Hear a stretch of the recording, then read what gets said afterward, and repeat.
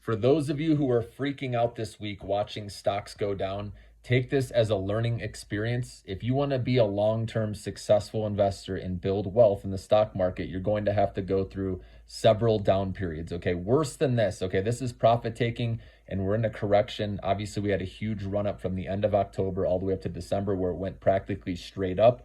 So you have to expect a healthy correction. That's what's happening right now. But don't lose sight. Don't let fear blind you that there are still gains to be had with the small cap stocks. This is your dip to get in and dollar cost average slowly, because those are the ones that haven't got the gains like the Magnificent Seven. With interest rates getting cut at some point, this is the time you want to be playing those small caps because they benefit the most, the interest rate sensitive stocks, this year. So that's why small caps can catch up a little bit to the gains of the big caps. And so don't lose sight of that, because it doesn't matter if it's March, June, whenever the Fed cuts rates, it's going to benefit these companies. And you may have to wait a little bit longer, but be patient and you will get paid off down the road. And you've probably seen the movie Field of Dreams, right? Where he hears the voice, go the distance. That's what you're going to have to listen to, right? When you go through periods of tough times, instead of having the emotions take over you and telling you to sell, right? It's easy to click that button on accident pretty quick, right?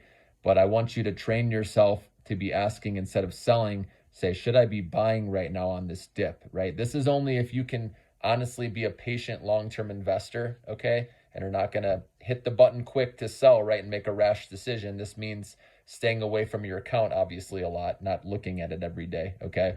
But that's what you need to tell yourself. Go the distance. That's where you will get those exponential returns. Only 1% of investors can do this. Honestly, most people at some point will sell, they'll take profits even if they're up 100%, or a lot of people end up taking a loss, let's be honest, because of fear.